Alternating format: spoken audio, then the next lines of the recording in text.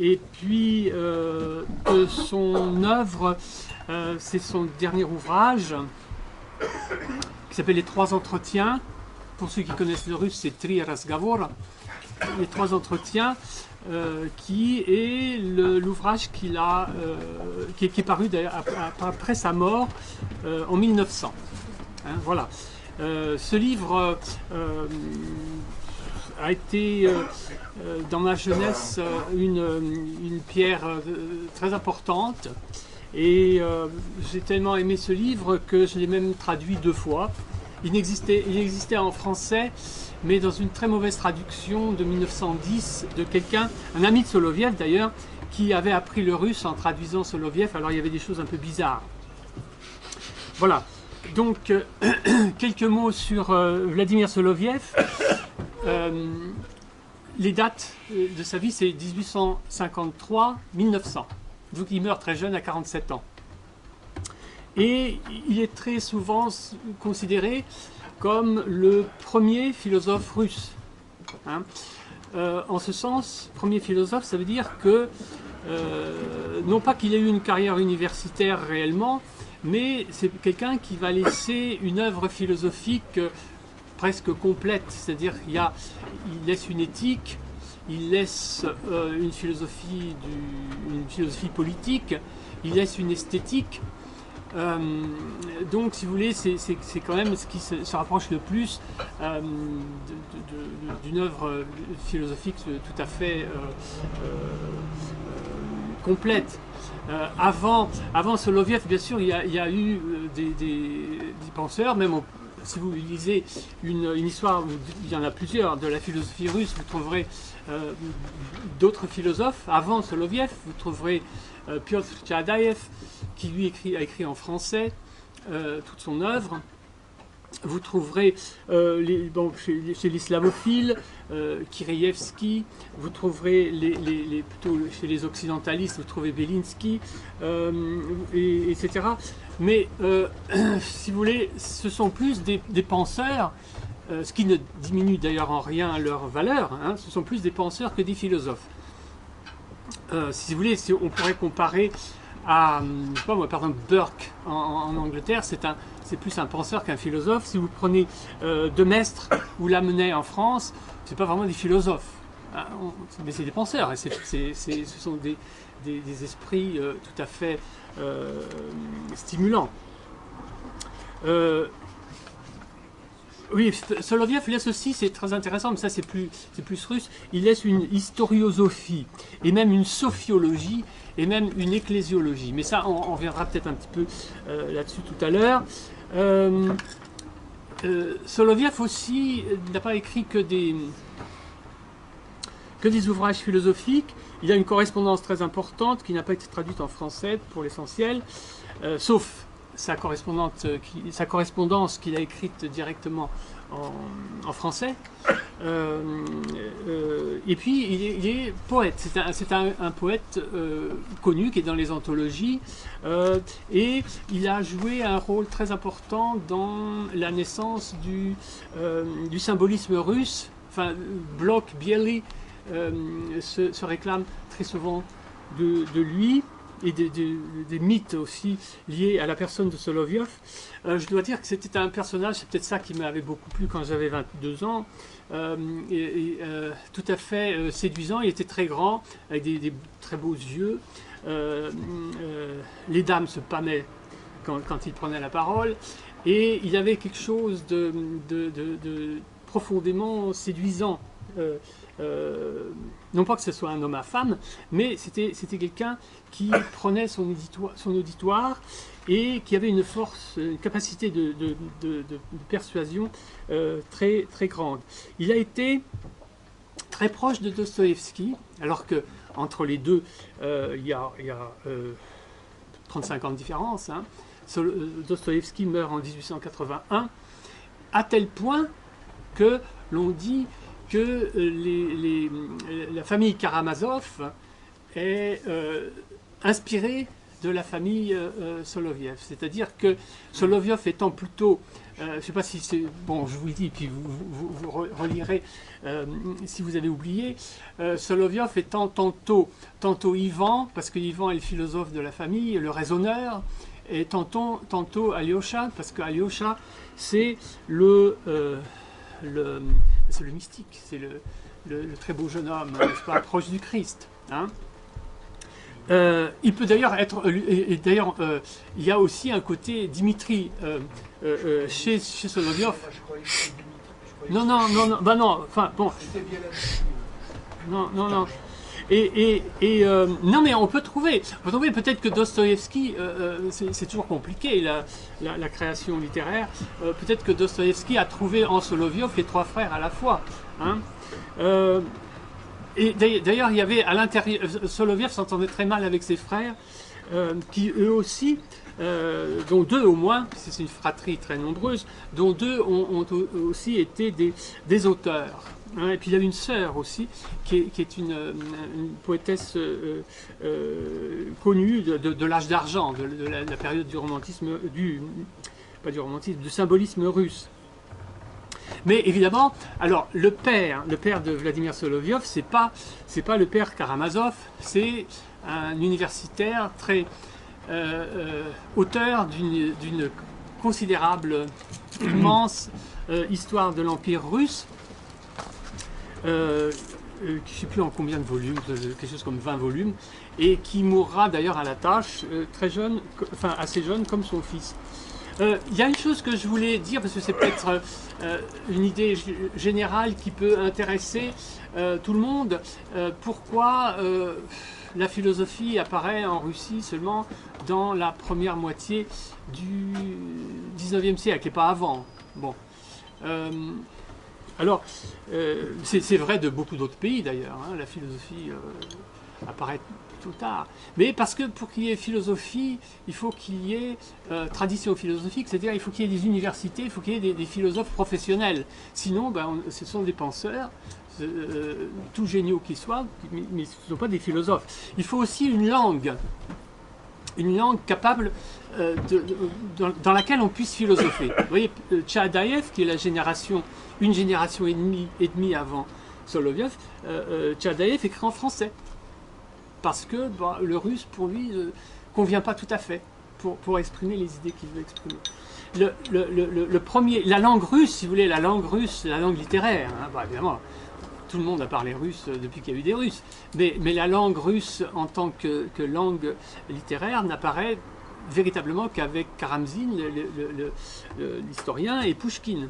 Hein. Avant, c'est pas vraiment une langue littéraire pleine. Vous voyez, le système poétique de la prosodie n'est pas encore en place, etc. Enfin, c'est un sujet très, très compliqué, ça. Pourquoi le russe apparaît tard? Il y a aussi l'idée du slavon, puisque on ne pouvait faire de philosophie qu'une philosophie qui se rapprochait de la théologie, et que cette philosophie, cette pensée, devait s'exprimer dans une langue qui était une langue sacrée, qui était réservée à une caste, enfin pas une caste, à une classe, hein, aux prêtres, n'est-ce pas, et aux moines. Ça a beaucoup freiné l'apparition d'une langue vernaculaire dans laquelle on puisse écrire des choses dignes, parce qu'évidemment il y a tout un russe, au XVIe siècle, Ivan le Terrible ou Avakoum écrivent en russe, mais c'est un russe slavonisant et c'est pas un russe digne, vous comprenez? On ne peut pas dire des grandes choses dans cette langue-là. Voilà. Oui, c'est intéressant aussi, c'est qu'il est le quasi-contemporain de Bergson, mais Bergson vivra beaucoup plus longtemps.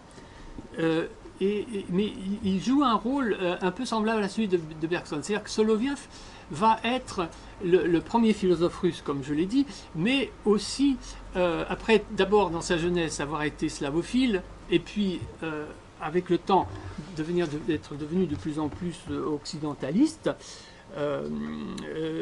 il va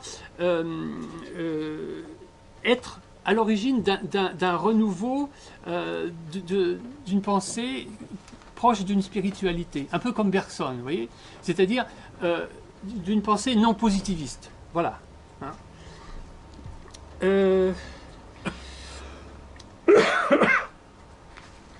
Alors, il y a un livre qu'on trouve beaucoup d'occasion. C'est le livre d'un prélat catholique qui s'appelle, non, bien avant, Monseigneur d'Herbigny. Glorieux. Oui, mais gracieux. Gracieux. Oui. Non, mais avant, donc il y a ce livre de Monseigneur d'Herbigny qui avait connu des gens proches de Soloviev en Russie. Et d'Herbigny avait été en Russie après 1905 avec la possibilité avec la mise en place d'une liberté liberté religieuse, hein, et donc les catholiques étaient admis officiellement, les catholiques russes, parce qu'évidemment on a toujours admis qu'il y ait des catholiques polonais ou allemands, mais russes, non. Mais à partir de 1905, ça devient envisageable. Et donc, il y a Monseigneur d'Herbigny va, je pense, après 1900, enfin même peut-être au moment de la Révolution et un peu après, pour développer et consolider une hiérarchie catholique en Russie. Une hiérarchie catholique russe. Encore une fois. Hein. De rite byzantin. De rite byzantin, parce que sinon c'est des Polonais. Pour un Russe, enfin maintenant moins, parce qu'il y a beaucoup d'étrangers qui vont à Moscou, mais moi je me rappelle il y a 20 ans, j'étais devant Saint-Louis des Français, et puis, vous savez, c'était à l'époque, il devait y avoir deux églises catholiques à Moscou qui fonctionnaient. Et alors, il y avait 6 messes ou 5 messes, je ne sais plus, et il y avait deux grands-mères derrière moi qui étaient sur le banc en train de parler, et puis elle voit sortir une messe, et puis comme c'était la messe en anglais, il y avait beaucoup de diplomates, et sort un couple africain, et j'entends une des grands-mères derrière moi qui dit, en montrant ce couple africain, elle dit: ben, je ne savais pas qu'il y avait des Polonais noirs. Parce que pour les Russes, si on est catholique, on est polonais. Et si on est noir, c'est qu'on est un Polonais noir. Voilà. Vous savez que Soloviev, ses études d'histoire et de théologie, et d'histoire de la théologie, l'ont amené à se rapprocher considérablement de Rome, de l'Église romaine. D'ailleurs, l'étude, j'avais fait un exposé un jour, ça m'avait beaucoup intéressé sur cette question. L'étude de Dante a été fondamentale dans son approche de l'idée romaine. Et alors, si ça vous intéresse, vous trouverez ces considérations catholiques de Soloviev dans un livre qu'il a écrit en français pour échapper à la censure et qui a été publié à Paris et qu'on trouve aux éditions de l'Âge d'Homme. Ça s'appelle La Russie et l'Église universelle. Hein, voilà. Donc, si vous voulez, Soloviev va se rapprocher considérablement de l'idée romaine. Il pense que le pape est effectivement le pasteur universel. Et que Rome, d'ailleurs, est le lieu du, comment dire, que c'est à Rome que depuis tout temps, que le rôle, Rome, il fait rimer Roma Doma, n'est-ce pas? Rome, c'est la maison. D'ailleurs, ça marche en anglais aussi, Rome Home. Que Rome est la maison de tous, la maison commune. Et dans un de ses récits, même, il voit la fin des temps, et le dernier pape est un Italien, mais il réside à Saint-Pétersbourg, qui est d'ailleurs, je vous rappelle, Saint-Petersburg, c'est-à-dire c'est la ville de Saint-Pierre. Et donc, parce que Ubi Papa et Ibi Roma, enfin, c'est pas... Oui, il rêvait aussi que l'empereur joue le rôle politique universel. Voilà, alors oui. Et il y a pas des idées qui reviennent de la Sainte Alliance. Oui, oui, oui, oui, oui, oui, Bon, oui, oui, oui. Et il y avait une place de la Russie, n'est-ce pas, dans cette... Oui, oui, bien sûr, on va le voir d'ailleurs tout à l'heure. Et donc, si vous voulez, donc Soloviev va communier dans l'église romaine, une fois. Mais ce sera chez un prêtre qu'on dirait maintenant uniate, c'était un prêtre russe comment dire, non, un russe, il s'appelait Tolstoï, Ah oui, c'est vrai. qui mentionne le pape dans sa liturgie, et, mais ça ne sera qu'une fois, avec le filioque en russe. Voilà. Oui, et donc ça fait un point commun avec Newman, n'est-ce pas? Newman. C'est pour ça que Monseigneur d'Herbigny va appeler le livre dans lequel il présentera Soloviev en 1927 un Newman russe. Ce qui est vrai en ce sens que bon, Newman aussi va devenir catholique.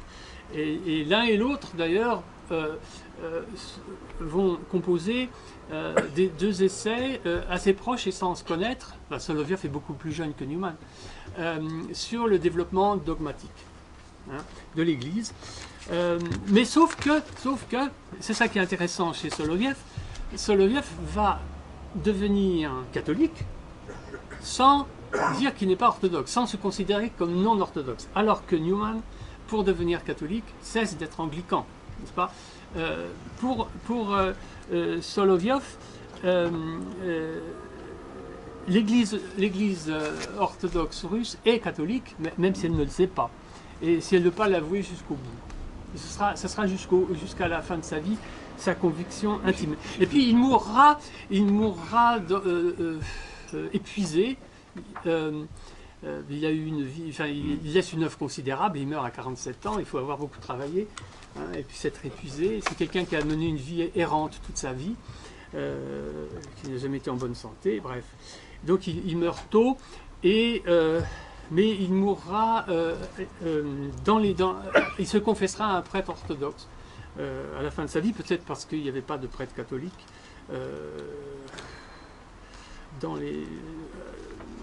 qui soit proche.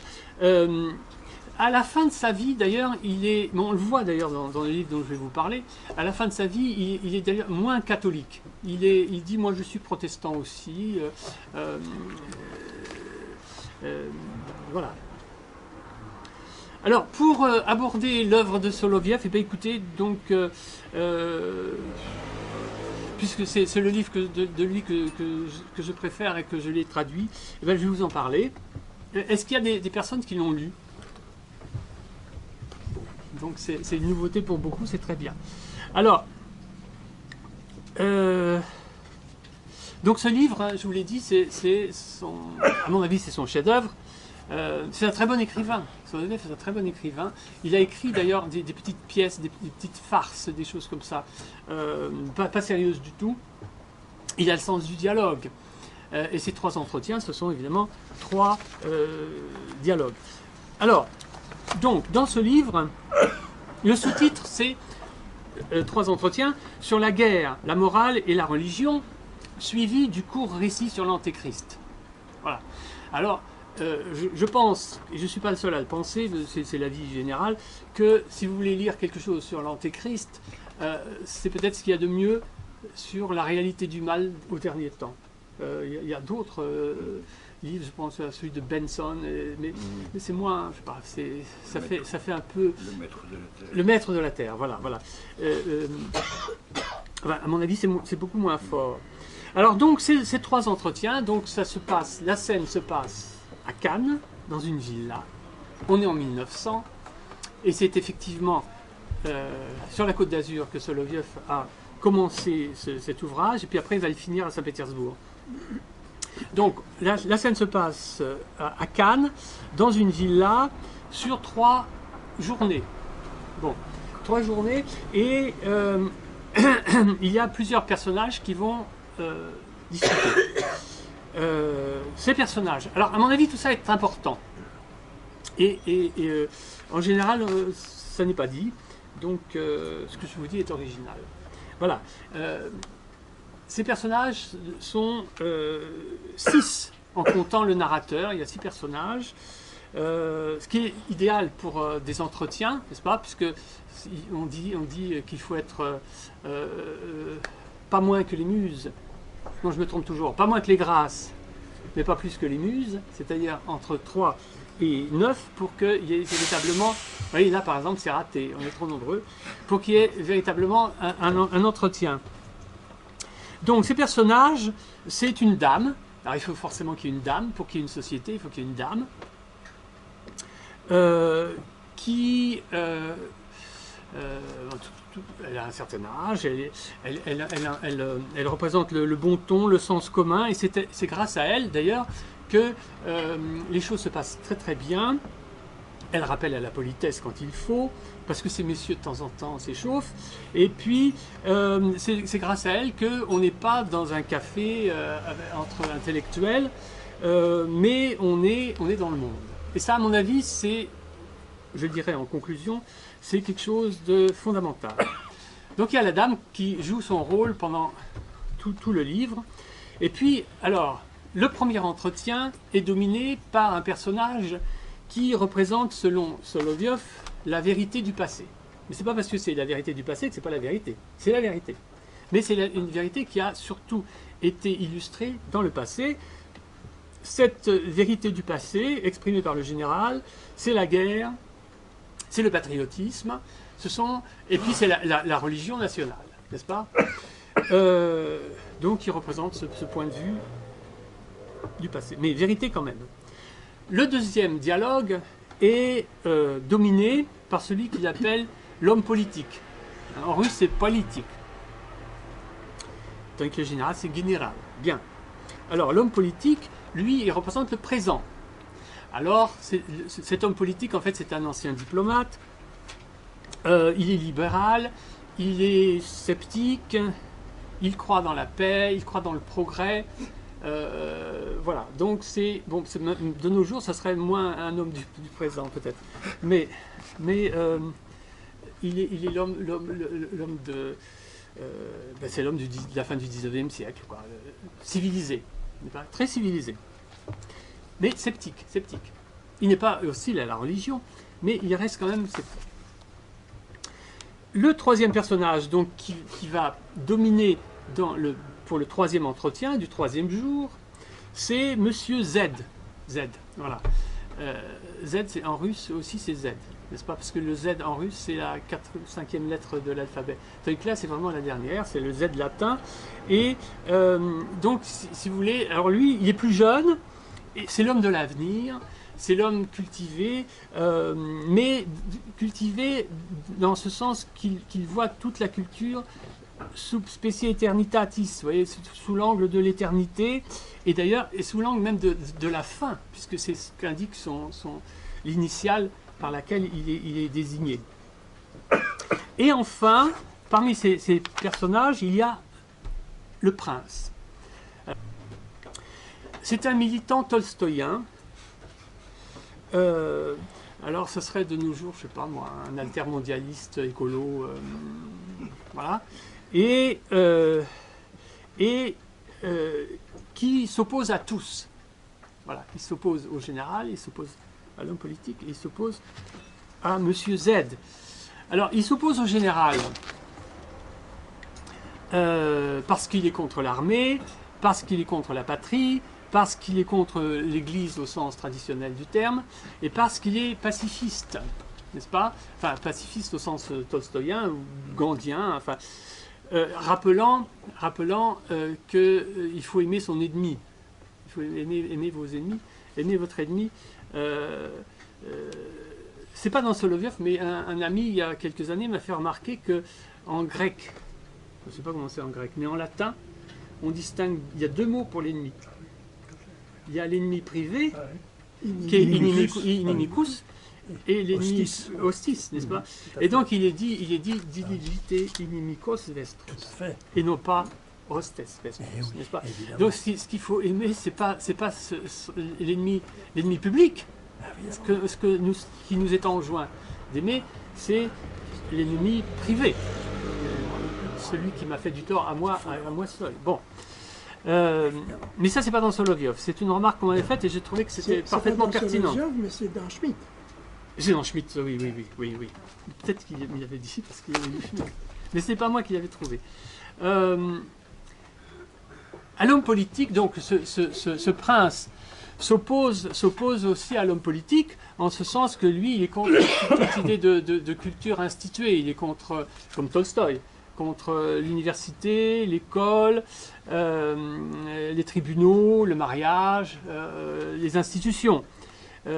C'est aussi comme des personnages qu'on peut très facilement voir de nos jours. C'est pas un homme de livres, c'est un homme de brochures, c'est un homme de petites feuilles, c'est un homme de tracts, d'agitation politique ou philosophique. Il s'oppose à la dame aussi, ce prince, par son refus de la bonne éducation et des qualités mondaines. Par exemple, il refuse de jouer aux cartes, parce qu'à la fin de chaque entretien, on dit maintenant on va sortir les cartes, on va jouer aux cartes. C'est-à-dire c'est des gens normaux, vous voyez, et puis on mange bien. Tandis que le prince, lui, il est contre tout ça. Hein. Il pense que c'est vain, que c'est pas moral. C'est pas moral. Et puis alors surtout, ce prince s'oppose à Monsieur Z, car le Christ, parce que ce prince est quand même un spiritualiste, mais donc il parle sans cesse du Christ, mais son Christ n'est pas ressuscité. Vous savez, et ça c'est aussi très Tolstoï. Je pense que c'est vrai, on rapporte que Tolstoï, le grand Tolstoï, un jour de Pâques, rencontre Chaliapin, le chanteur, et puis Chaliapin lui dit « Christos vaskrese », le Christ est ressuscité. Et Tolstoï lui répond « Christos nie vaskres, fior vivant ».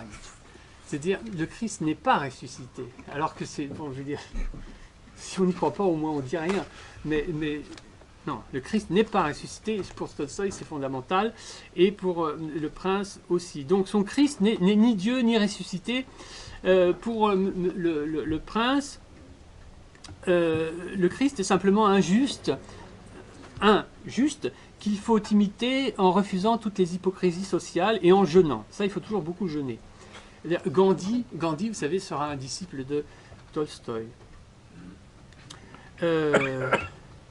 Tolstoï, ça c'est mon avis personnel, mais Soloviev à un moment le dit aussi, c'est un très très grand artiste, mais Tolstoï avait une limite, c'est que, Soloviev, pardon, il n'aimait pas le roman.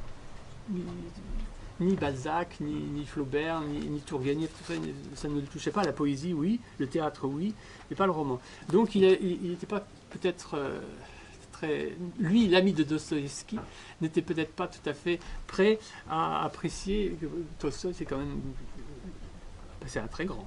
Hein. Mais Soloviev le dira ailleurs, il dit des trois grands maîtres à penser de l'époque, Marx, Nietzsche et Tolstoï, le pire, c'est Tolstoï. Donc, ce prince est un penseur déplorable. Ah oui, et puis comme Tolstoï, le prince, à chaque fois qu'il évoque le Christ ou un passage de l'Évangile, il truque les citations ou il les déforme. C'est jamais tout à fait ça. Mais c'est jamais tout à fait ça. Et la vérité, elle est dans le détail qui manque. Voilà. Et alors pour Solovyov, le bien falsifié que prône le prince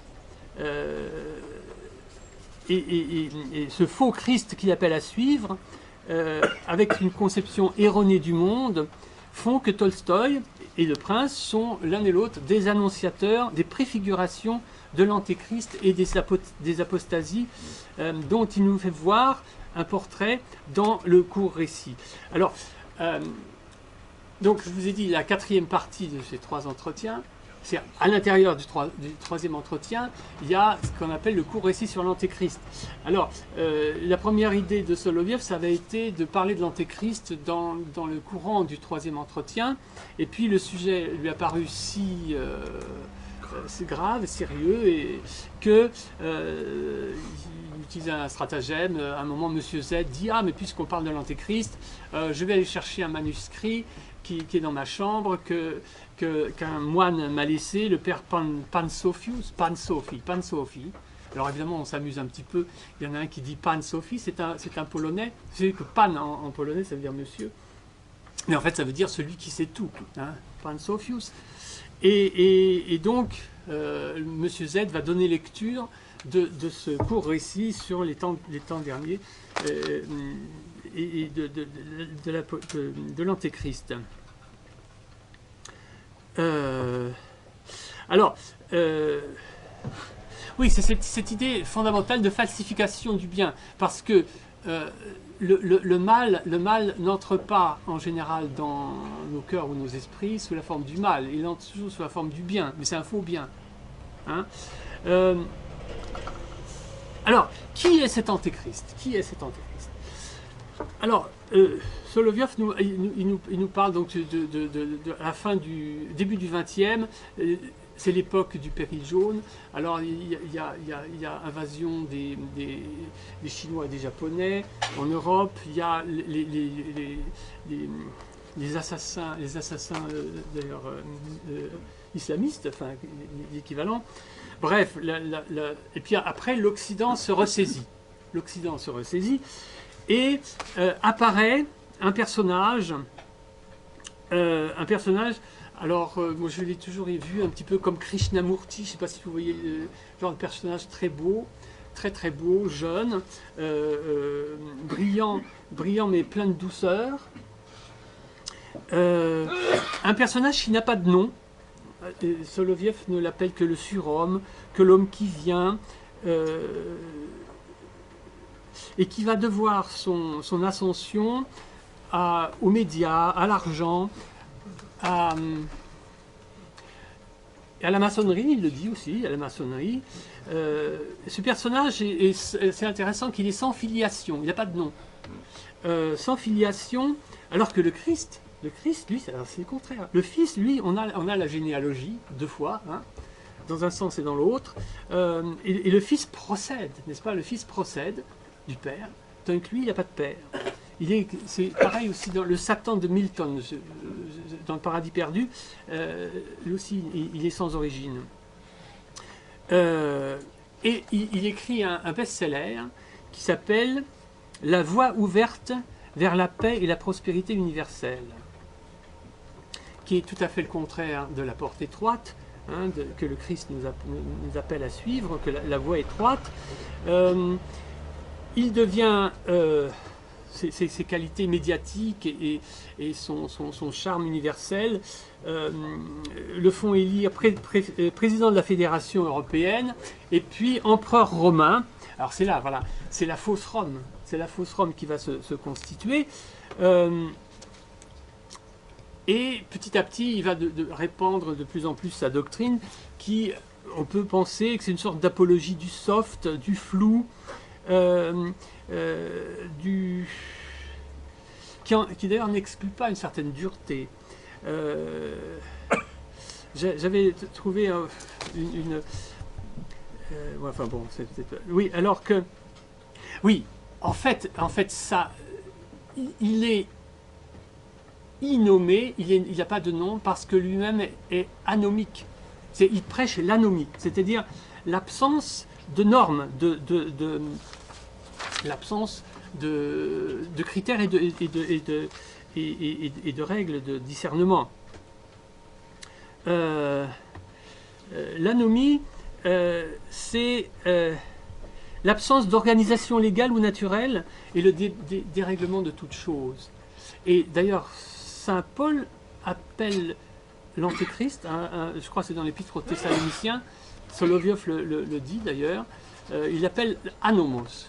N'est-ce pas? C'est l'inique. C'est souvent traduit en français dans les Bibles par l'inique. Mais ça dit autre chose que inique. ça dit aussi celui qui pervertit toute règle, qui fait qu'il n'y a pas de règle. Le dérèglement. Et le dérèglement, d'ailleurs, je vous rappelle, pour ceux qui s'intéressent à la sociologie, que l'anomie, selon Durkheim, est une des causes essentielles du suicide. Hein, l'absence de règles. En faisant de l'antéchrist, de l'homme qui vient, un empereur romain, Soloviev reprend une très très vieille tradition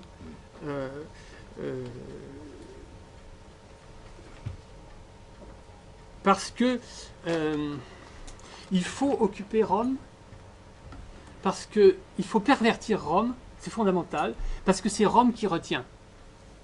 Il y a un catéchon, vous savez, je ne sais pas si vous avez entendu ce mot, c'est celui qui, c'est chez saint Paul, celui qui retient, celui qui empêche le dérèglement, l'anomie généralisée. Et selon une tradition ancienne, c'est Rome qui retient. Et chez Tertullien, j'ai trouvé ça, chez Tertullien, Hippolyte et Hippolyte, c'est la Rome païenne, c'est ça qui est intéressant, c'est la Rome païenne. Et puis ensuite, il y a d'autres pères qui diront que c'est la Rome chrétienne, ça c'est Saint Jérôme, Chrysostome, Jean Damascène, etc. Mais il y a cette idée fondamentale que c'est Rome qui retient. Et c'est pour ça, donc, l'antéchrist devra être romain, à Rome, occuper Rome. Alors, pour pervertir, il faut pervertir l'Église, bien sûr, hein, parce que c'est là la pierre qui tient. Et donc, il réunit un concile. Il réunit un concile. Alors, les principaux personnages, un concile œcuménique. Les principaux les protagonistes de ce concile, c'est le pape, qui à l'époque réside à Mogilev parce que bon, il a été c'est une illustration de cette idée que le pape sera en Russie. Donc le pape Pierre II, bien sûr, c'est le dernier. Pierre II Barionini, Bariona, n'est-ce pas, le fils de Iona c'est comme ça que se nomme Pierre. Alors, Soloviev s'amuse un peu, il l'italianise en Barionini, qui est un carme napolitain à l'origine. Et donc, lui, c'est lui qui est à la tête de l'Église catholique romaine. À la tête des orthodoxes, on remarque plus particulièrement un starets, Jean. Bon, c'est l'Église orthodoxe se veut ioannique, hein, par rapport à l'Église. Soloviev reprend tous les clichés. L'Église romaine est pétrinienne, l'Église orthodoxe est joannique, n'est-ce pas? Et à la tête des protestants, c'est le professeur Ernst Pauli, n'est-ce pas? Parce que les protestants sont pauliniens. Voilà, enfin, selon des idées tout à fait simples. Et alors, il réunit un concile œcuménique avec les trois grandes églises qui constituent la chrétienté, et il va tenter chacune des églises par son péché mignon en la caressant dans le sens du poil. Voilà. Et donc, il dit reconnaissez-moi comme votre chef, chers catholiques, et je vous donnerai toute l'autorité, puisque vous êtes si attachés à l'autorité, vous pourrez exercer toute l'autorité légitime aux yeux du monde entier. Et l'immense majorité des prélats, des prêtres, des moines qui sont présents, des cardinaux, vont rejoindre l'antéchrist sur son estrade. Même chose alors avec les orthodoxes, il leur dit: je sais que vous êtes si attachés à la tradition, etc. Je vais créer des instituts, je vais créer des hiérarchies où vous pourrez célébrer selon les rites les plus anciens, les plus vénérables, etc. Et l'immense majorité des starets et des évêques mitrés, etc., rejoint l'Antéchrist. Voilà. Mais presque tout le monde, hein, c'est intéressant. Presque tout le monde. Et alors aux protestants, il leur dit, je vais vous donner le libre examen, vous pourrez créer des instituts de théologie, d'études bibliques, etc. Et chacun rejoint, enfin tous en grande majorité rejoignent l'Antéchrist dans une espèce de fausse union, n'est-ce pas? Et ceux qui refusent cette union fuient au désert. Ah oui, alors il y avait une idée qui m'est revenue en travaillant, enfin en revoyant ce livre pour ce soir, c'est que il y a, si c'est Rome qui retient, si la fin des temps ne survient pas parce que Rome retient, c'est aussi parce que Rome représente la cité par excellence. La cité, on pourrait dire avec l'URPS, avec un C majuscule, et la cité qui retient l'anomie par laquelle l'Antéchrist peut asseoir son règne. L'Empire romain et Rome, ou la cité, sont le rempart contre l'anomie, et j'ai dit cité et pas nation. Ce qui est fondamental. C'est pour ça que j'ai appelé mon exposé aujourd'hui Sens commun, parce que le sens commun, c'est ce que nous avons tous en commun, qui fait que nous pouvons vivre ensemble. Et que nous pouvons être une cité, dont l'image, par excellence, est Rome. Et oui, l'idée de cité est peut-être plus... Enfin, à mon sens, c'est plus forte que l'idée de nation. Parce que dans nation, il y a du sang, n'est-ce pas? Je suis de sang machin, et lui, il est de sang autre chose.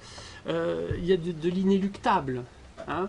Il y a du fatal. Tandis que la cité, d'ailleurs Soloviev a écrit un livre de philosophie politique très intéressant, enfin de philosophie morale et politique, qui s'appelle La justification du bien, où il développe ses idées. Oui, dans la cité est le lieu de l'homme parce que la citoyenneté est un choix moral, l'aboutissement d'un choix moral. Je choisis d'être un citoyen. Et c'est parce qu'elle est un choix moral et qu'elle est un rempart contre l'anomie que la cité est le milieu propre à l'homme, le milieu où l'homme peut réaliser sa nature qui, selon Aristote, enfin c'est souvent cité, sa nature d'animal politique, enfin politique au sens de polis, n'est-ce pas, d'animal citoyen. Voilà. Alors à la fin, donc tout à la fin du livre, donc les justes se retrouvent au désert, et puis l'Antéchrist semble triompher jusqu'au moment où les Juifs qui croyaient que c'était un Juif s'aperçoivent qu'il n'est même pas circoncis. Alors, les Juifs se lèvent contre lui, et puis, alors, bon, là, c'est le combat final. La Vierge apparaît dans le ciel, et les justes au désert, n'est-ce pas, autour du pape, du starets Jean et du professeur Paoli, reconnaissent dans le pape le chef de l'Église. Et cette Église va être sur Terre pour exercer sa fonction pendant 1000 ans sur la Terre. Bon, ce sont des points sur lesquels Soloviev n'insiste pas. Et moi non plus. Oui, alors, oui, la thèse que je voudrais, pour finir, à mon avis, c'est une des leçons principales de ce livre. C'est que si le prince, donc le prince des trois entretiens, hein, qui contredit le général et puis l'homme politique, puis Monsieur Z et puis la dame aussi, si ce prince est le précurseur de l'Antéchrist, c'est notamment par son refus du naturellement humain, c'est-à-dire son refus de la culture. Ce prince est Rurikovitch, n'est-ce pas? Il est de la plus haute aristocratie russe, la plus ancienne en tout cas, Rurik, n'est-ce pas? C'est le fondateur de l'État russe. Comme Tolstoï, d'ailleurs, Tolstoï, c'était une famille aristocratique très ancienne. Donc, bien qu'il soit Rurikovitch, il est mal dégrossi et s'oppose à la société organisée, à la tradition, à la cité, à l'image même de toute cité terrestre, dont le fondateur Énée, le fondateur de Rome, c'est Énée, est précisément caractérisé par sa piété filiale, qui porte Anchise sur son dos.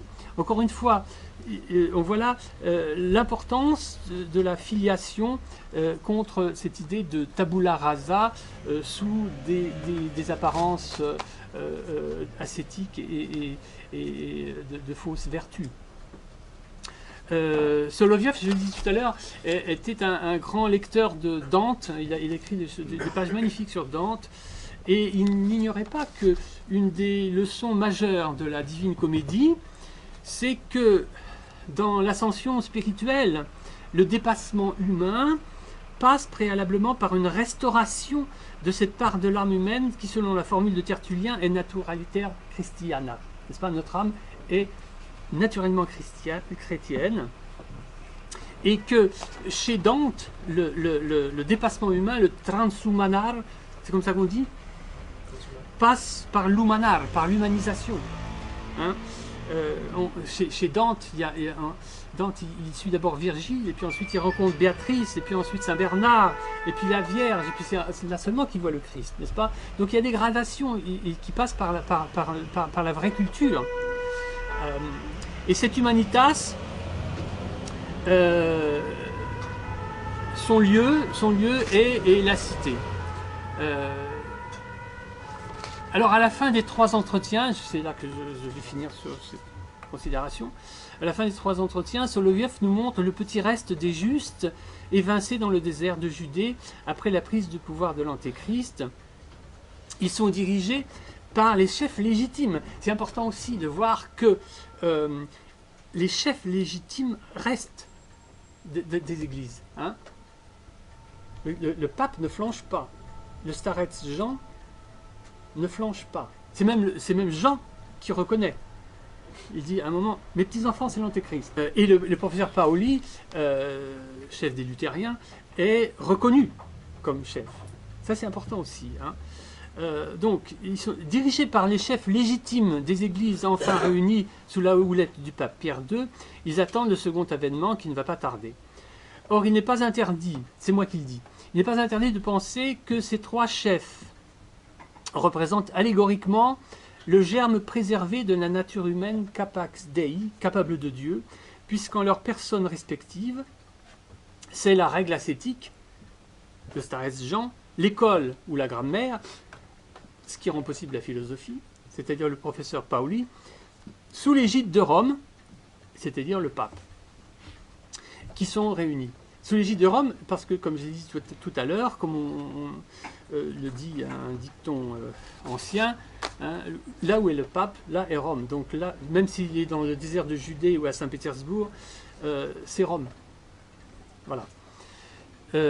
Bref, c'est la civilisation qui est encore là, puisque Rome est là. L'anomie n'a pas vaincu partout, la nature humaine a été maintenue, et dès lors, la grâce peut continuer de produire ses effets. Je ne sais plus quel père a dit que gratia naturam supponit, non, c'est Saint Thomas, oui, c'est ça, que la grâce suppose la nature. S'il n'y a pas de nature, la grâce est sans effet. Si vous supposez la nature humaine, eh ben, que peut faire la grâce? Voilà. Et ce serait un des sens de l'anagramme que Soloviev aimait tant citer, Roma amor, n'est-ce pas? Amor, si vous retournez à l'envers, ça fait Roma. C'est-à-dire, c'est par cette Rome-là que l'on atteint à l'amour. Voilà. Merci beaucoup.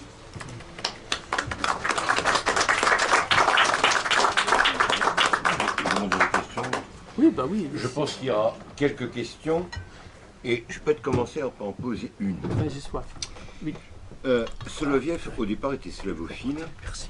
Oui. Après, occidentaliste, Oui. au moins ayant voyagé en Occident, reconnaissant la grandeur de la civilisation occidentale, de son apport, mais il restait fondamentalement, je pense, slavophile. Il était l'ami de Strossmayer, et je pense qu'on pourrait dire qu'il se considérait comme un orthodoxe catholique d'avant le schisme. Et que par sa vie, préfigure peut-être l'union des vrais croyants. Quant à la figure de l'Antéchrist, quand je l'ai lu le texte, je pensais peut-être à tort, non seulement à Benson,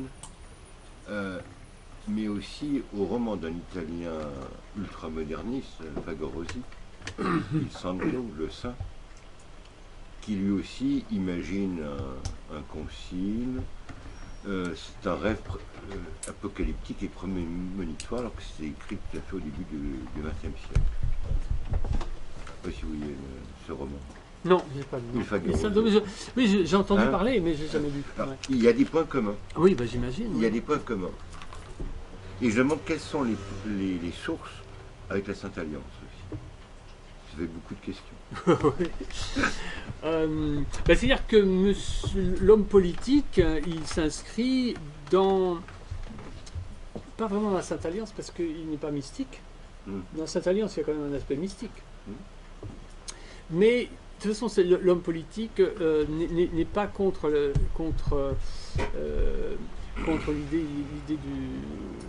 l'idée mystique, à condition qu'elle ne soit pas séparée du bon sens, du sens de la vérité et de la justice, et du politique.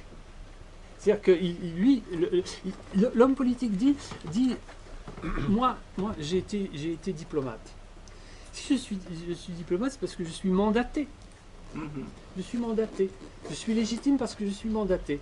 Or, ce Christ que nous présente le prince, qui le mandate? Rien. Voilà. Donc ça, c'est très important. Donc oui, alors la Sainte Alliance, non, je pense pas que le prince... aucun ne défend l'idée de Sainte Alliance. Peut-être Soloviev il a ça en tête. Mais dans sa correspondance avec Strossmayer, alors Strossmayer n'a pas été écouté par Léon XIII. Non. Il voulait... Strossmayer a été anti-infaillibiliste. Oui.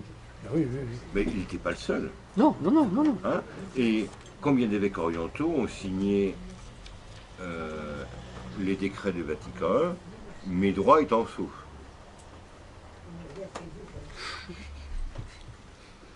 Mais disons, Strossmayer a accepté, ça c'est un autre problème.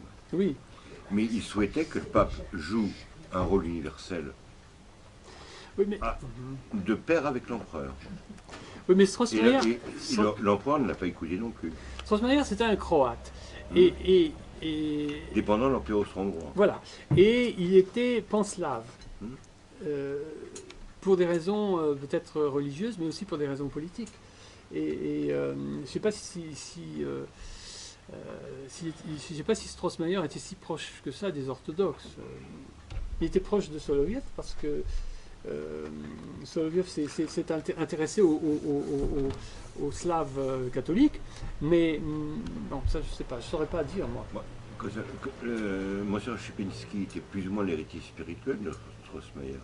Oui, mais Szczypiński, il était parfaitement papiste. Oui, mais Strossmayer aussi. Non, il est anti-infaillibiliste. Écoutez, moins que Darbois et que d'autres, je ne vais pas donner de nom, mais je me rappelle, lors des visites d'un pape en Gaule, il y en a un qui a dit oui, le pape est en communion avec moi, qui est une conception ecclésiologique quand même très contestable. Je dirais, je ne cite pas de qui il s'agit. Mais on a compris. J'ai traduit aussi j'ai commis, comme on dit, une autre traduction qui est le livre du théologien orthodoxe Serge Bulgakov. C'est des dialogues aussi, sur ce modèle d'ailleurs. Ça s'appelle les remparts de Chersonèse. Je ne sais pas si vous avez lu ce livre. Ah oui, c'est Âge d'homme. Non, c'est Hatsolem. C'est Hatsolem qui l'a publié. Et dans les remparts de Chersonèse, c'est un livre que les Russes n'avaient jamais voulu, les Russes orthodoxes de Paris n'avaient jamais voulu publier parce que, ni publier ni faire traduire encore moins, parce que c'est un Serge Bulgakov catholique qui apparaît. Il est en 1922 en Crimée et il voit les horreurs, n'est-ce pas, qui se passent et le chaos dans l'église russe. Et il se dit, mais pourquoi ne sommes-nous pas romains, hein, nous serions protégés, etc. Et il y aurait de l'ordre. Et voilà. Et alors, dans ces dialogues, Bulgakov, c'est comme ici, donc il y a des personnages qui représentent des attitudes et des idées différentes, mais Soloviev est meilleur écrivain que Bulgakov dans ces dialogues. Et alors, non, si j'en parle, c'est parce que Bulgakov parle des conciles, grands conciles œcuméniques. Ah oui, c'est à propos du concile de Florence. Alors, le concile de Florence n'a pas été accepté, comme vous savez, à Moscou, et puis il a été accepté. Isidore l'avait accepté. Oui, mais il était grec. Isidore, oui. Le métropolite de Moscou était grec. Et ce sont les Phanariotes qui ont empêché réellement l'union. Bon, oui, puis Constantinople est tombé. Pas les Phanariotes à l'époque. Non, oui, d'ailleurs, ça n'existait pas, mais enfin, disons le parti venant de ce qui sera enfin, plus en tout tard, cas, les Phanariotes. La thèse de Bulgakov, c'est qu'il faudrait quand même réfléchir à Florence, 1439, si vous avez oublié, et c'est pas parce que c'est un concile qui n'a pas été reçu unanimement du premier coup que c'est pas un concile œcuménique. Et il dit, de toute façon, les conciles ont toujours été très mal reçus. Il y a toujours eu période. Oui, des gens qui les ont refusés et qui ont fait schisme ou qui, voilà, ça s'est jamais bien passé. Il y a toujours eu des scandales et toujours le pouvoir politique était derrière. Le premier concile, le concile de Nicée, c'est l'empereur qui le veut. Enfin bref, ça c'est une autre histoire. Mais pourquoi on a parlé de ça?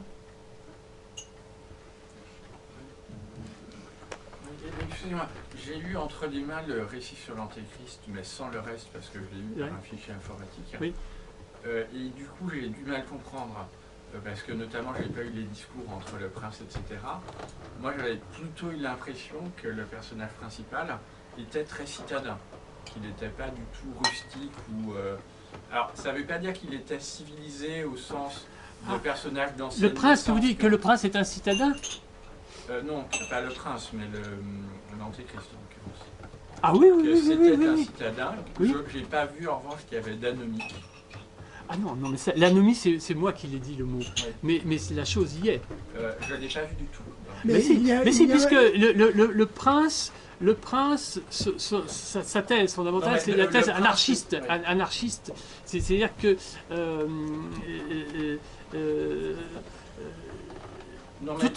il est anti-institution. Il n'y a pas d'institution qui tienne. Pour le prince peut-être, mais pour le personnage principal. Mais qui c'est le personnage principal? Non, mais je parle pas du dialogue, je parle du récit. Mais non, dans le récit, il y a un narrateur qui est Monsieur Z, c'est la fiction. Monsieur Z lit le récit de ce moine Pansofius. Oui, mais disons, ce que je veux dire, c'est que l'Antéchrist qui est décrit dans le récit, on peut dire éventuellement qu'il ressemble à Napoléon, je crois avoir entendu dire ça. Mais non, parce qu'il est pacifiste. Je l'ai vu nulle part. Enfin, je ne l'ai pas vu dans le récit que j'ai lu entre les mains. Il est amoral puisque pour lui, il est soft. Oui, alors il n'y a pas de transcendance. Non, voilà, ça fait beaucoup, oui. Voilà. Et puis c'est la voie ouverte. Il y a un côté Dalai Lama peut-être. Je ne sais pas. Moi, je ne veux pas dire du mal du Dalai Lama. Je ne connais rien, mais de par l'aura qu'a le Dalai Lama moi c'était Krishnamurti qui me semblait le plus proche parce qu'il est beau et puis il est orientalisant. Ça faisait surtout penser à Napoléon, je pense. Je crois avoir... Non, Napoléon aurait fait l'admiration du général. Et puis Tolstoï n'aimait pas Napoléon. Mais vous avez introduit une amphibologie quelque part à partir du moment où vous avez parlé vous avez rapproché le fait qu'il est innommé et du fait qu'il est anomique. Oui. Il y a un jeu de mots entre innommé. Je n'ai pas voulu faire de jeu de mots. Oui, mais alors qu'est-ce que c'est? Parce que ça n'a pas la même étymologie. Non, pas du tout, non, j'ai pas voulu dire qu'il était... le rapprochement entre innommé et anomique, il est fondé sur quoi? étant donné que Non. nomos dans un cas C'est la règle. anomique n'a rien à voir avec le Nomen, nom. le nomen. Non, mais bien sûr, non, mais bien sûr. Non, non, bien sûr. Alors, je suis content que vous disiez ça parce que comme ça permet de lever peut-être une ambiguïté. Moi, j'ai jamais voulu dire que non, non. Il est innommé parce qu'il est sans père. Il est sans père, il est sans filiation, il ne descend pas de rien du tout. Il apparaît. C'est le fils de personne. C'est le fils de personne. Et c'est comme ça dans Saint Paul. Oui. Et sa doctrine est une doctrine de l'anomie. Voilà. Mais ça correspond tout à fait, disons, au personnage de l'Antéchrist dressé par les pères de l'Église. Oui. Mais ce qui est très curieux... Sauf que, alors pardon, oui, petite parenthèse, avec un point de c'est différence. qu'il y a des pères de l'Église qui ont décrit, c'est comme le Christ. Selon certains pères de l'Église, le Christ est beau, et en général il est plutôt beau, mais il y a d'autres qui disent que le Christ n'était pas beau. Dans Isaïe, bon, et en général il est beau. Et donc il y a des pères de l'Église qui voient dans l'Antéchrist un personnage terrifiant, une sorte de Jean Giscard et destructeur, et d'autres qui voient chez lui le séducteur. Il parle bien. C'est plus fort à mon avis.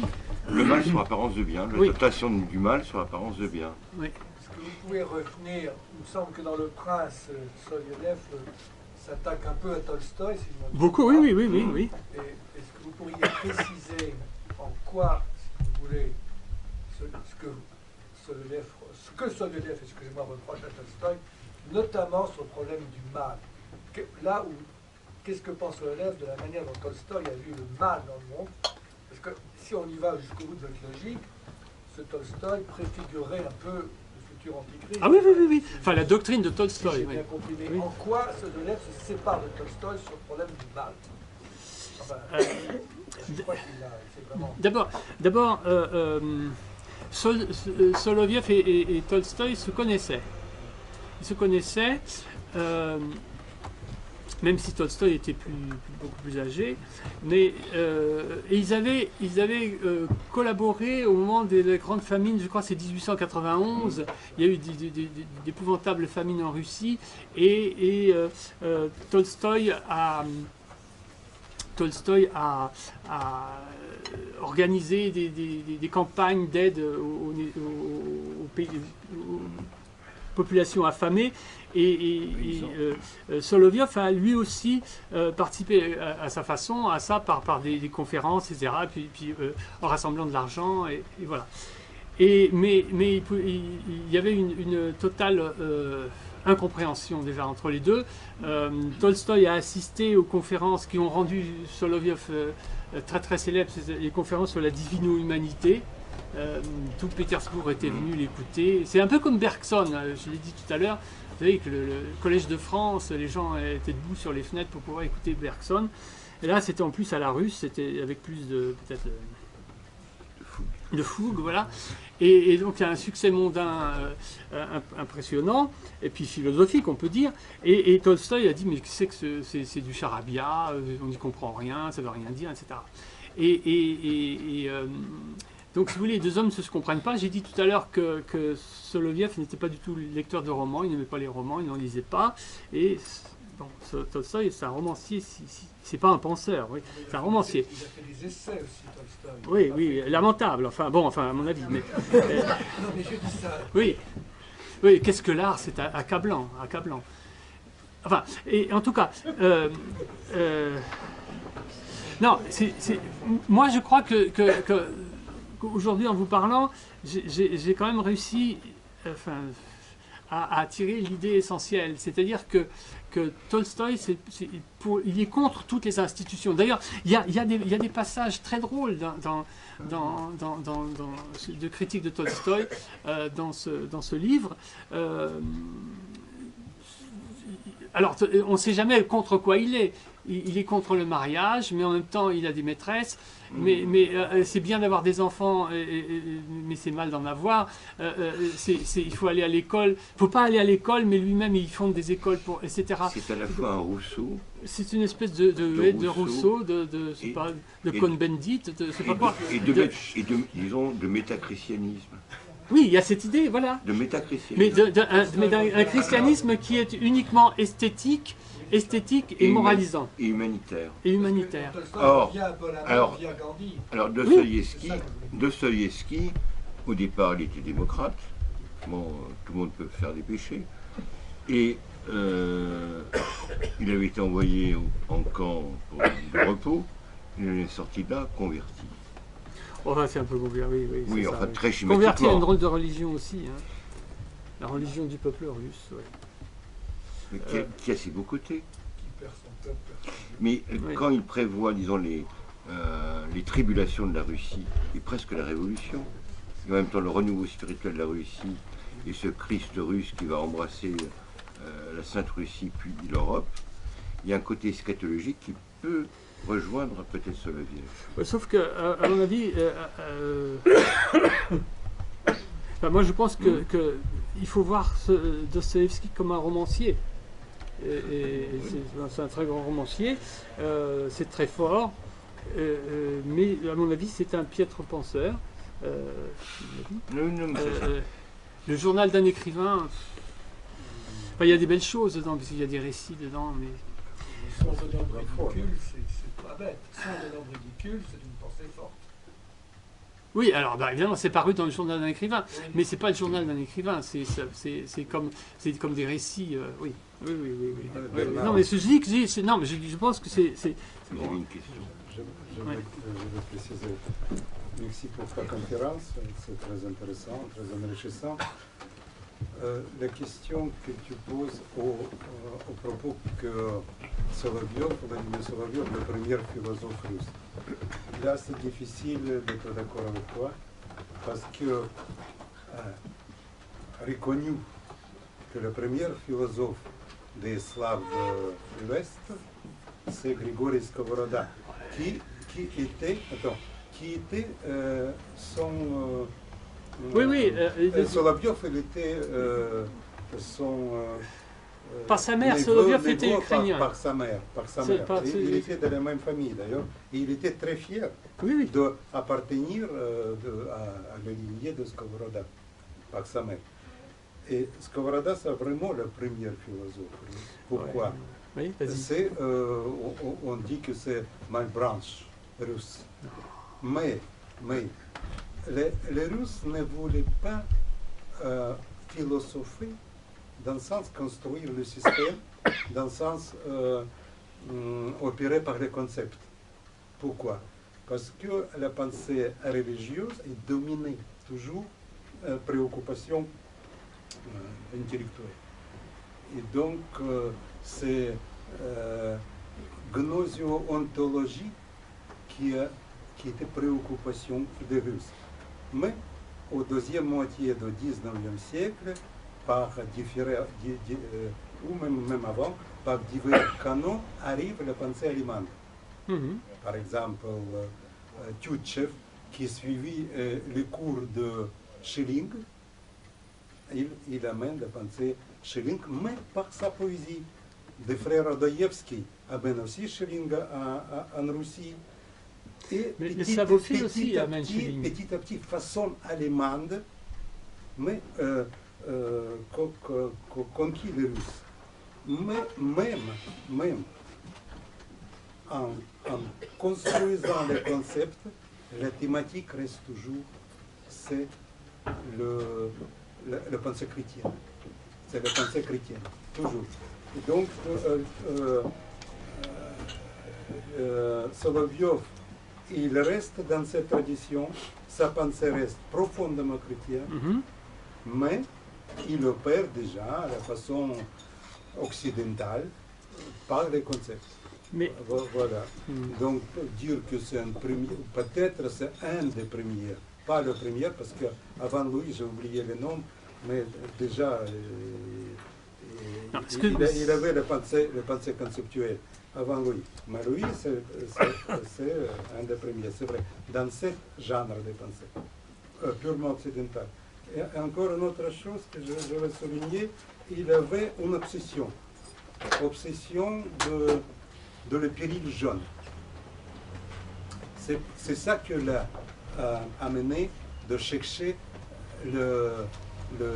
l'union avec le monde occidental, avec le catholicisme, parce qu'il a pensé que tout seul, la Russie ne pourra pas résister au péril jaune. Là, il s'est trompé. Il y a un autre péril. Pas jaune, mais nous savons quel est maintenant.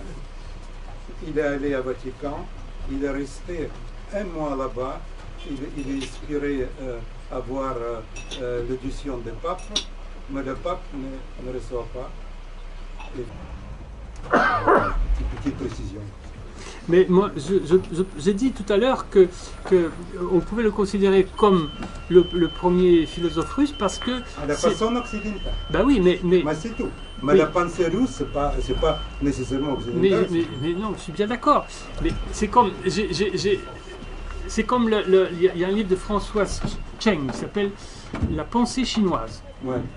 Et elle dit que son livre, c'est une spécialiste, enfin, donc, la fille de François Cheng, et elle dit, je dis la pensée chinoise parce qu'il n'y a pas de philosophie chinoise. On ne peut pas dire que les Chinois... Non, il y a philosophie chinoise. Non, elle dit que non. Non, Elle dit que non. c'est une sagesse. C'est une sagesse. Non, Mais non, c'est mais... partisan. Pourquoi il faut penser Mais il faut que les mots aient un façon sens. unique? Il faut que les mots aient un Il faut sens. construire absolument le concept. Si tu veux, la pensée russe, c'est la pensée analogique, Mais oui, qui a ses droits d'exister. mais personne ne le nie. Ça veut dire Personne ne le nie. Comment ça personne ne le nie? Moi, je ne le nie pas. Qu'est-ce que... Non, tu as tort. Parce que la pensée analogique, c'est aussi Dostoïevski. Mais oui. C'est-à-dire, c'est la pensée par les métaphores, Mais oui. la pensée par les images. Mais c'est pas une philosophie d'école et de professionnels de la philosophie. Ce n'est pas que la voie Voilà. socratique, si tu veux, que c'est aussi la voie orientale, qui est tout à fait légitime. Hein. Mais personne. J'ai jamais dit que la philosophie chinoise, la pensée chinoise n'était pas légitime. Ça n'a aucun sens. Mais et on pourrait dire un petit peu mutatis mutandis de la pensée russe. Mais encore que la pensée russe a donné, après Soloviev, alors des philosophes tout à fait... Gustav Speth, c'est un philosophe phénoménologue tout à fait au sens européen général. Mais sur Skovoroda, je ne suis pas d'accord. Skovoroda... Mais bien sûr, mais c'est remarquable, moi j'aime beaucoup. Mais Skovoroda, c'est comme si on disait que le pèlerin chérubinique, c'est de la philosophie. C'est des chants, c'est des méditations, c'est très beau. Non, mais philosophie, qu'est-ce que ça veut dire ce mot, la philosophie? Ah bah alors c'est un autre problème. C'est la sagesse. Oui. C'est le malheur de la philosophie actuelle qu'elle a perdu ce sens d'être sage.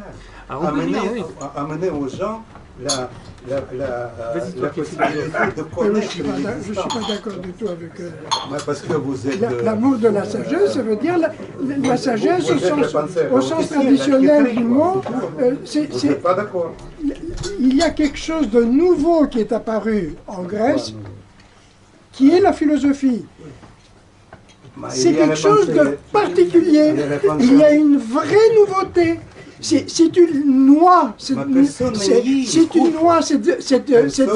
cette réalité dans le bouillon insipide de... Pas forcément insipide. Pas forcément. Il y a par exemple chez les philosophes chinois, par exemple Confucius, il y a des pensées éblouissantes de profondeur et de vérité.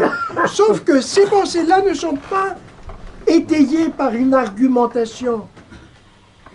C'est comme chez Montaigne. Oui, ou Pascal, oui. Bah, c'est pas des philosophes. Mais non, c'est de grands penseurs. Pascal, c'est un antiphilosophe. Et en plus, Kierkegaard, c'est un antiphilosophe. Mais un grand penseur. Voilà. Intéressant. Voilà. Non, mais ça, je comprends très bien la différence. Descartes, c'est un philosophe. Voilà, il a commencé parce que... Mais oui, mais c'est une querelle de Descartes, c'est un mots. philosophe. C'est parce que, en réalité, c'est les mots qui vous troublent. Oui. Un philosophe est un penseur. Oui. Un penseur n'est Oui. pas forcément un philosophe. Disons, il n'y a suffit pas une de- construction Voilà. systématique. Je pense qu'on doit appeler philosophes ceux qui ont une construction systématique, une rationalité que chacun peut suivre ou ne pas suivre, enfin, pour lequel on Mais peut je s'exercer. pense qu'il doit y avoir des philosophes en Chine au sens occidental, mais peut-être Maintenant. tardivement. Oui, Mais c'est ça. jamais Non, les je dis Chinois pas n'ont eu maintenant. l'idée de démontrer leur système. Ouais. Ils n'ont pas établi un système, ils n'ont pas construit un système, et ils n'ont jamais prétendu le démontrer more géométrico. Hein?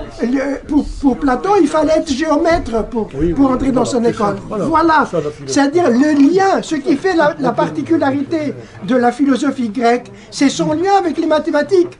La philosophie et les mathématiques sont nées en même temps et en lien l'un avec l'autre. À l'origine. Ça, c'est la particularité qui distingue de toutes les sagesses qui peuvent apparaître n'importe où dans le monde. Non, mais ce que je veux dire, c'est qu'effectivement, il n'y a pas en Chine, comme en Grèce ou en Inde, de débats interminables et très argumentés. Néanmoins, il y a quelque chose qui s'en rapproche, même si au départ, c'est pas forcément sous cette forme-là, au moment peut-être des syncrétismes vers le XIIIe siècle ou ce genre de choses. Mais alors, par ailleurs, sur le plan philosophique, quelle est l'influence exacte de l'Occident? Vous disiez que Soloviev s'était rapproché avec Rome. Est-ce qu'il y a une influence de Saint-Augustin? Il a écrit des textes logiques. C'est quel Non, il n'apprécie ni Saint-Augustin particulièrement, ni Saint-Thomas. S'il se rapproche de Rome, c'est plutôt, comme je l'ai dit tout à l'heure, en lisant Dante, ou une réflexion historique. Comme centre d'unité. Oui. Mais disons, sur le plan philosophique, est-ce qu'il innove totalement ou est-ce qu'il Ah ben sa thèse de doctorat de philosophie, c'est contre les positivistes. C'est pour ça que j'ai essayé de faire un rapprochement avec Bergson. Et il sera longtemps hegelien. Évidemment, on est dans l'Allemagne, hein, mais il sera longtemps hegelien. Et d'ailleurs, c'est sans doute très discutable, mais à un moment, il dira ce que Platon et Aristote ont été pour le christianisme classique, il faudrait que Hegel le soit pour le christianisme de notre époque. Bon, je ne sais pas. Mais il faut voir aussi que la pensée slavophile, le courant, disons, Comme Yakov, par exemple. comme Yakov, le courant de retour aux valeurs russes au XIXe siècle, c'est un mouvement romantique qui se nourrit essentiellement de Schelling et de Herder et de philosophie allemande. Les plus allemands sont souvent les slavophiles. Oui, Oui, mais mais qui, alors- attendez, Voilà. mais qui ne sont pas forcément anti-latins. Bien au contraire. Bon, comme Yakov, quand même. Oui et non. Ouais. Il y a peut-être l'influence de Pierre Moglia aussi. Mais, Ah non, mais Morilla, c'est autre Oui. chose. Oui, mais il a eu une influence sur tous ces gens-là. Je sais pas. Mais non, mais Morilla, c'est le XVIIe siècle. Morilla, Oui. c'est scolastique pour le coup. Oui, mais Est-ce que- attendez un instant. Moglia, C'est il a un essayé- Ukrainien. C'est un Ukrainien orthodoxe qui a essayé de lutter au fond contre le catholicisme Ah non en limitant. Ah oui, en limitant. En limitant, il y a un moment, il avait écrit au pape en souhaitant de devenir catholique. Et ça ne s'est pas fait, en particulier, je pense, pour des raisons d'ordre politique. Mais il y a toute une tradition latinisante en Russie. Jusqu'en 17, Qui vient d'Ukraine, d'ailleurs. qui vient d'Ukraine, jusqu'en 17, par exemple dans les séminaires, les cours étaient en latin.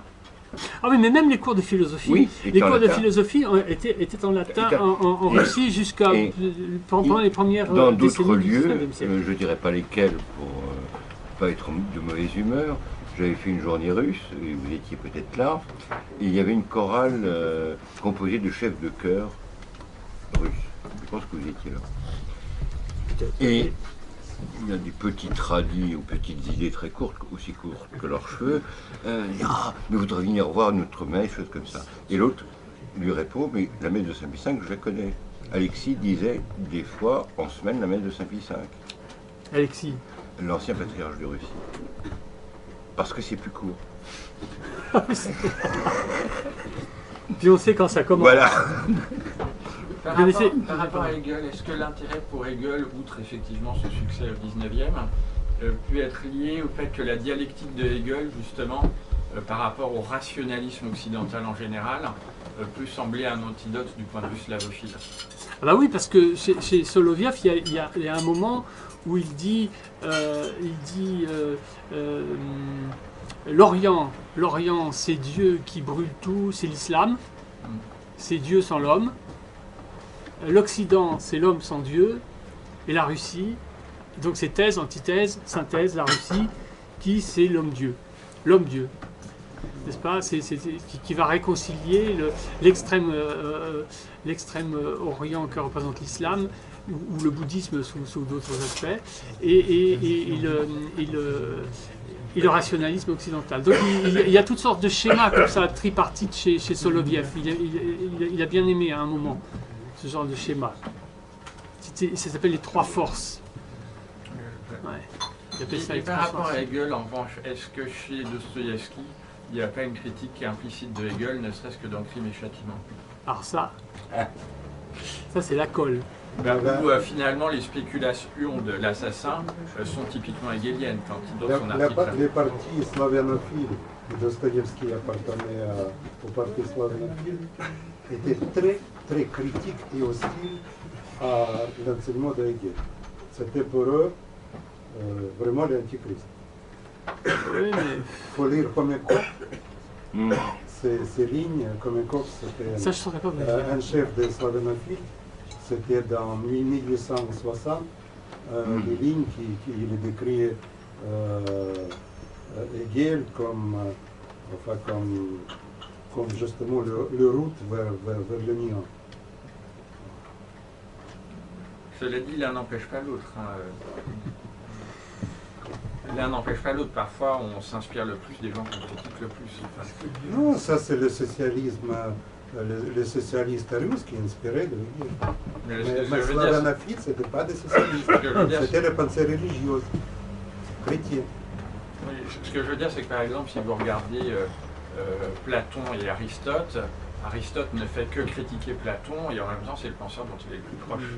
Pas que critiquer. Je ne dirais pas ça. Je dirais pas ça. En tout cas, lisez ce livre qui est toujours, je crois, disponible. Ouais. C'est une lecture...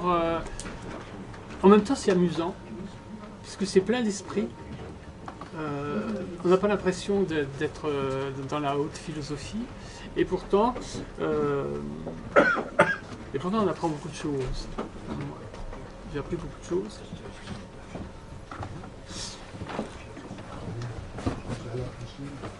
Et on comprend aussi pourquoi on est catholique.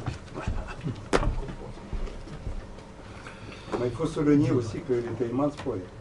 Ah oui, je l'ai dit tout à l'heure. Et- Oui, très grand poète. Oui, C'était oui, vraiment oui, un oui. immense poète. Ah oui. Et qui aimait beaucoup l'image de la femme. Il évoque Il est d'une famille d'intellectuels. Hein. Son père était un grand géographe. Historien. Historien et géographe. Non, historien. C'est ça, non. Enfin, il est connu comme historien, Oui. peut-être qu'il faisait de la géographie, mais non, il est connu comme historien. Puis son frère, Vsevolod, il a un de ses frères, Vsevolod, qui était un auteur à succès de romans d'histoire qui se vendaient par milliers d'exemplaires. Sa sœur, tout à l'heure, j'en ai parlé, et il a un neveu qui était poète, et un poète symboliste très connu, Serge, et qui est devenu prêtre catholique. Son neveu. Mais comme beaucoup de gens de ce milieu-là, Voilà, oh, il y a un certain nombre. oui. Bah, tout ce monde-là a fini à Solovki. Hein. Regardez même quelques années plus tard, Non, lors, sauf lors de l'immigration, Ouais. bon, l'église de Constantinople a canonisé Sœur Marie. Skoptsova. Ouais. Mais son mari est devenu jésuite. Il était jésuite. Eh oui, et ils habitaient de l'autre côté de la Seine, Comment il s'appelait? Sobotov. Non. Si. Karavayev. Oui. carrément comme ça. Oui, Lui, mais elle Kouzmine Kouzmine, Karavaev, ouais. son mari, oui. Et c'était un juge militaire avant la défaite. Oui, oui. Parce qu'elle était théoriquement condamnée à mort. Ah oui, c'est une sainte russe qui était une Enfin, nonne. sainte. Bah, quand même, elle était une sainte russe qui était une nonne, épouse divorcée d'un prêtre catholique. Voilà, ah, c'est ça. C'est ça. Enfin, c'est très compliqué puisque la légende en fait une descendante du dernier gouverneur de la Bastille. Ah bon? Oui, ça s'appelait Delaunay. Et elle avait été élue, elle faisait partie du courant. Skoptsova? Oui, elle faisait partie du courant des Sembristes. Et lors de la contre-révolution, les armées blanches l'avaient condamnée à mort. Et le juge militaire lui avait proposé de l'épouser. Donc il part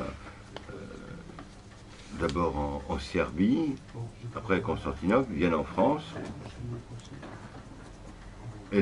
C'est Euloge qui en fait une bonne sœur, et son mari devient jésuite. Et sa fille a été plus ou moins assassinée par le Comte Rouge, Tolstoï. Ah oui, oui, oui, oui, C'est oui. une histoire très très compliquée, c'est presque un roman. Oui, le Comte Rouge. Le Comte Rouge qui était rallié Alexis aux bolcheviks. Alexis Tolstoï. Comment Alexis, l'écrivain.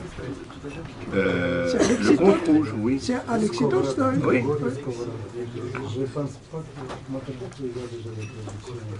Skovoroda, il y a un livre sur Skovoroda. Il y a Oh, un même livre. deux. Ah bon? Une d'une ancienne. Il y a Pierre Pascal qui a écrit un livre sur Alors, Skovoroda. ça c'est vieux, Pierre Pascal, qui était très proche de la nôtre. Et vous avez, comme ça s'appelle, une ancienne gauchiste, là, qui a écrit un livre sur elle. Sur Skovoroda? Oui. Attendez. Non, non. Sur Mais Skovoroda. Skovoroda, c'est un homme, après. Ah, comment elle s'appelait? Très connue. Varro? Non. Une d'origine russe, qui fréquentait le foyer russe dans Non, le mais là 15e. vous parlez de non, mais là vous parlez de Sœur Marie. Oui, là. Sœur Non, Marie. on parlait de Skovoroda. Ah oui. Mais pour en revenir à Napoléon, sinon, Revenons à Napoléon. on a, Non, on pas a- Napoléon. on a tout de même l'impression que le personnage principal du récit a un rapport au religieux très proche de celui de Napoléon. C'est-à-dire à la fois il est profondément laïciste et libéral, à la fois il finance les cultes, et on a l'impression Ah oui, non, c'est que le récit du concile, c'est sensiblement l'équivalent en concile du concordat de Napoléon. Oui, oui, on peut penser ça comme ça. Mais alors Napoléon qui deviendrait antéchrist. Oui, mais enfin pour un russe c'est assez logique. Et psychologiquement le personnage est assez proche. Non, le général dit, mais vous savez, Napoléon ne nous aurait pas fait de mal, même si on... Non. Ah oui, non, il dit sans Napoléon, il n'y aurait pas eu Pouchkine. Oui, mais ce que je veux dire, c'est que de même, Moi, je connais un prêtre russe qui descend de Pouchkine et de Gogol. Bah ouais, pas mal. C'est incroyable. Vous connaissez? ouais, Oui, lui faire. ce que je veux dire, c'est que comparaison n'est pas raison. Le fait qu'une analogie signifie pas qu'il y ait une identité, de même que certains disent que le personnage principal du récit ressemble à Soloviev lui-même. Ah bah oui, l'antéchrist. Oui, oui, oui. Ah oui, l'antéchrist, ça, j'aurais pu peut-être le dire. L'antéchrist, c'est Soloviev vu par lui-même d'un œil critique. Parce qu'il avait voulu faire tout ça, lui. Oui, ça c'est très juste. Oui, oui. Est-ce que vous avez vu le film Le Dernier Nabab, sinon? Dernier Nabab, Oui, c'est Napoléon. je fais pas beaucoup au cinéma. Non. Oui. Ben, la psychologie du personnage principal, enfin, c'est hors sujet, effectivement. Bien, bien.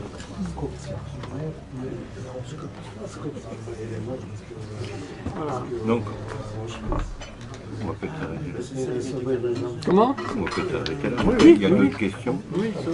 Donc, je vous invite à lire Soloviev, éventuellement les introductions à Soloviev de Monsieur Rupp. C'est comme ça que je l'ai connu quand j'avais une vingtaine d'années.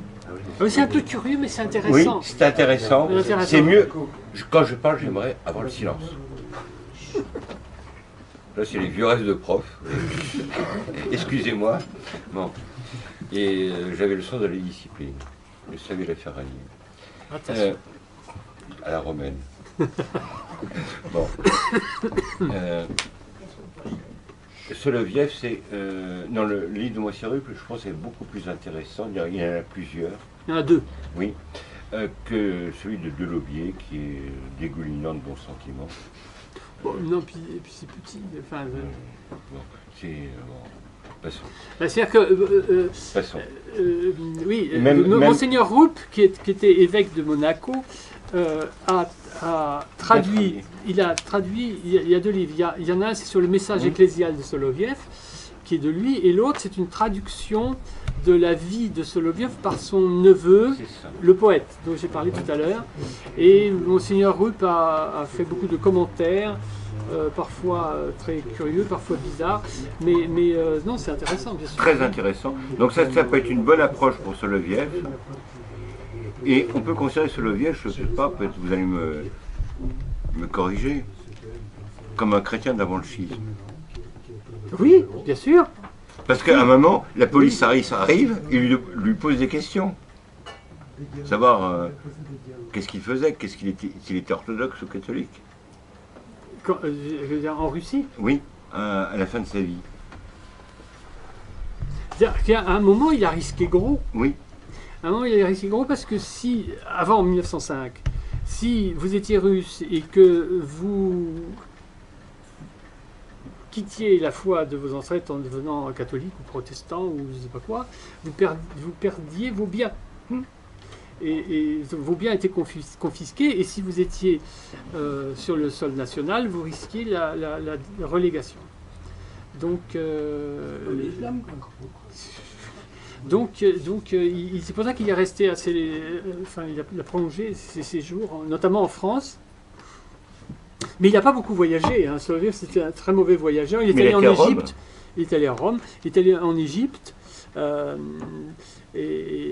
Parce qu'il voulait. Enfin bon, il a un côté visionnaire aussi, et surtout dans sa jeunesse. Il a eu 3 fois des visions d'une belle dame. Alors oui, il dit la Sophia. La Sophia, là c'est alors ça c'est la sagesse. peut-être le côté le plus délicat ou dangereux chez Soloviev, qui sera repris par Bulgakov, et qui peut être considéré, sur certains aspects, je peux faire bondir certains orthodoxes, comme une hérésie. On voit disons un élément féminin dans la Trinité. Ou une Un quatrième côté, personne. oui, un côté un peu gnostique. Gnostic, Oui, Sophia. mais il y a un certain personnage qui a été colonisé il y a quelque temps qui avait à peu près les mêmes positions.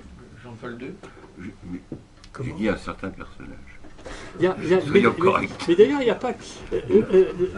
Sur le plafond de la Sixtine, Ouais. vous savez, là tout le monde connaît, là, quand Dieu tend la main et Adam. Derrière Dieu, il y a une femme. L'éternel féminin. Et c'est la Sophia. C'est un mythe. Et alors Soloviev l'a vu 3 fois. Et une fois quand il était jeune, pendant l'office, au moment de la procession des chérubins, là, quand on chante l'hymne des chérubins, il s'est évanoui devant tant de beauté. Il avait 9 ans, donc. Une deuxième fois, quand il était jeune homme, c'était à la bibliothèque du British Museum, où il étudiait les ouvrages gnostiques d'ailleurs, et puis elle lui apparaît et elle lui dit « va en Égypte ». Alors il fait ni une ni deux, il part en Égypte, et parce qu'en plus il était très myope, c'était un homme pas du tout pratique, et en Égypte il s'est perdu dans la banlieue du Caire, près des pyramides.